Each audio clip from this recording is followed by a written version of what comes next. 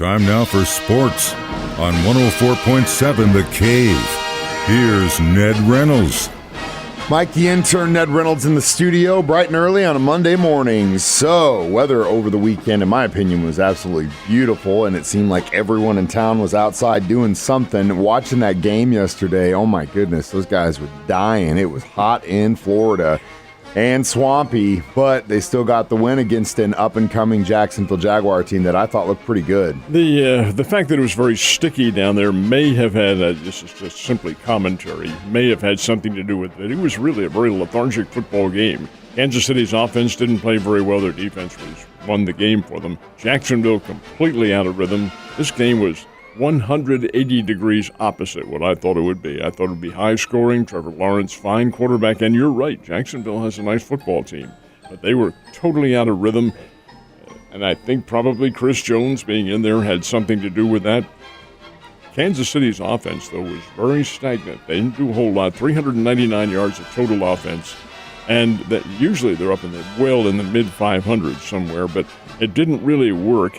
And Lawrence, he was 22 of 41 through the air, 215 yards. That's nothing. That's an embarrassment for an NFL team to have it. And Lawrence, a good quarterback. Jones, when you take a look at Jones' numbers, he's really interesting because the numbers are really never outstanding. That's because, folks, linebackers do most of the tackling in football. That's what they're supposed to do. They're the ones who make the hit. Jones had 1 tackle and 1.5 sacks. We said, that's nothing. He didn't do anything. Oh, yes, he did. He was in that backfield, Jacksonville's backfield. You could see Lawrence with very little time to get any kind of passing game going at all. Any time to formulate whatever plan he had. Jones was there to disrupt, and that's what he is, the disruptor extraordinaire. He was in there. He did his job, and I thought Kansas City played very well. Jacksonville's defense isn't too shabby either, but couldn't stop Mahomes in the key moments. Who can? And a 17-9 victory for Kansas City, I think is very good because you're right, Mike, in your summation that Jacksonville is a pretty good football team. They are a good football team, and if they had caught the ball a couple more times, that score would have been completely different. The one thing that was frustrating for me on the offensive side of the ball for the Chiefs is that how long it took them to change their game plan and actually start running the ball. Because early on, it was pass, nothing was working. Once they started to kind of combine everything and get Pacheco involved and do some downfield running, that alleviated some of the problems and issues, and I thought the flow of the game, probably second half, was a lot better than the first half. May have had, again, something to do with how hot it was and the fact that Clyde Edwards-Helaire was ill and could not play and didn't play. I think he was suited up, but he didn't get out there on the field at all. And you did have McKinnon, and you had Pacheco. Pacheco runs hard, but they're starting to key their defenses. All teams are for him. Nonetheless, it was a winning performance, not necessarily an artistic success, but you're not basing anything on artistry here in the NFL. Hey, and you know what? League-wide, Chargers lost, Broncos lost. That was a nail-biter. And the Raiders lost. So here we are, back tied for first in the AFC West. Indeed, that is the case, and the Chiefs are right up there flying. Have the Chicago Bears coming in next Sunday, and that should be, I'm going to say, a walkover. No game in the NFL is a walkover, but nonetheless, it will be maybe something less than a challenge that Jacksonville was. Fingers crossed, a dub is a dub in the NFL no matter how you get it, and I'm thankful for the Chiefs. And yes, they do have a tough, very, very tough Bears team coming in next Sunday afternoon. Now, after the game, did we get any injuries for the Chiefs? Whom else would you expect? Yes, Kadarius Toney. He has a hurt foot, according to Andy Reid. Is he ever healthy, fully healthy? I wonder. Anyway, he did have some key catches, didn't drop the ball too much yesterday. So Kadarius Toney, how serious that is, probably not, in all honesty.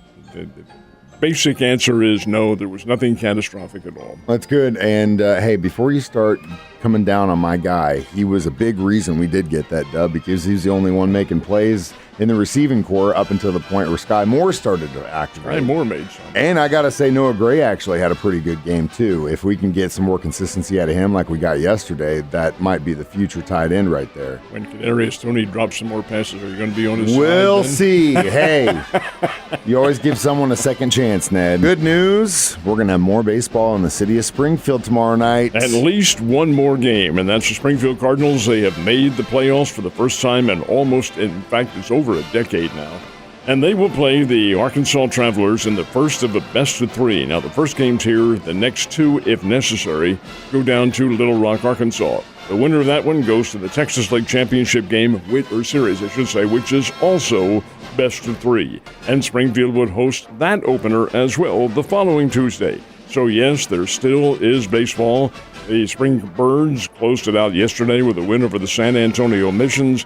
Wichita didn't need to lose, but they did anyway. So Springfield wins the second half by 2 games, and that's really good. This is a good team. They're a very good team. I'm anxious to see now in the next day whether or not the St. Louis Cardinals help out by sending some players down here. Not that they're needed, but it would certainly help to have Thomas and JC back, but we'll see what happens. Fingers crossed, Ned. And again, congratulations to the Springfield Cardinals on a great season and a great second half of the season. And get out there tomorrow. Weather's looking perfect. Fill that stadium. I know they would love to see it. So let's talk about my K-State Wildcats and the Mizzou Tigers. I was not a happy guy Saturday afternoon after their kicker busted a 61-yarder at the finish of the game to beat the K-State Wildcats, but it's a well-fought battle, and honestly, I just thought K-State's defense was atrocious that day, to be honest with you. Actually, Missouri's game plan was not very good either. They almost messed it up with some really shaky timing on the field. But you did talk about Harrison Mevis, who booted home a 61-yarder. That's a Southeastern Conference record, folks. And he did it at the gun, and Missouri came away with a 30-27 win. Now, had he not made that, then you would have had overtime, and who knows what might have happened. Kansas State is not the K-State that they were last year. Missouri is a little bit better, but the Tigers do have some difficulties about them. They have Memphis next week and then get into Southeastern Conference play. I think their opener is Vanderbilt, if I'm not mistaken, and that's a winnable game. Now, Missouri got a win. Missouri State did not play. The Bears have their home opener coming up this Saturday against Utah Tech. Evangel is still undefeated, folks. Evangel had a 59-42 win over St. Mary, that game up in Leavenworth, Kansas. That's a big win, and the Valor playing very well, obviously. They're unbeaten. Southwest Baptist, oh my, they have Texas Permian Basin on there, which is a relatively new 4-year school, and the Permian Basin team came to Bolivar and stuck it to Southwest Baptist 86-7.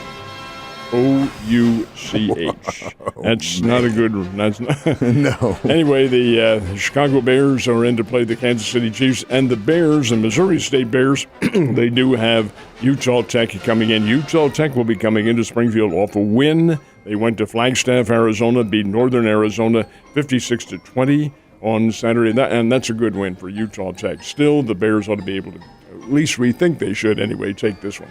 I agree 110%, and fingers crossed they can. More importantly, how'd you do in your picks? Not badly. Not bad. So still feeling pretty good. Oh, yeah. I have another one to play tonight. The Cleveland Browns and the Pittsburgh Steelers. I very rarely ever play pro football games, the NFL, but I decided to this week. Did you pick Cleveland on this one? I picked the Pittsburgh Steelers. Oh. The dog, and I gave the points and took 2.5 is all it is. But I won one yesterday. By a half a point. Los Angeles Rams, San Francisco 49ers. The margin was 7.5. Rams are down by 10 with no time remaining to kick a field goal.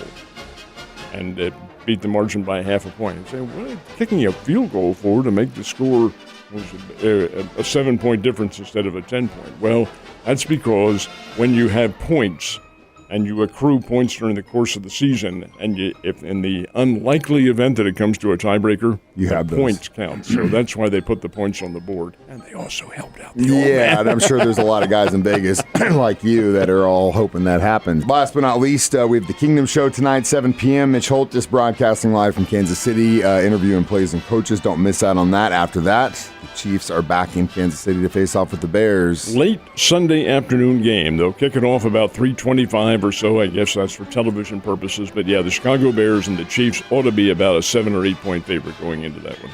Fingers crossed, Ned. You have a wonderful day, and I'll see you tomorrow.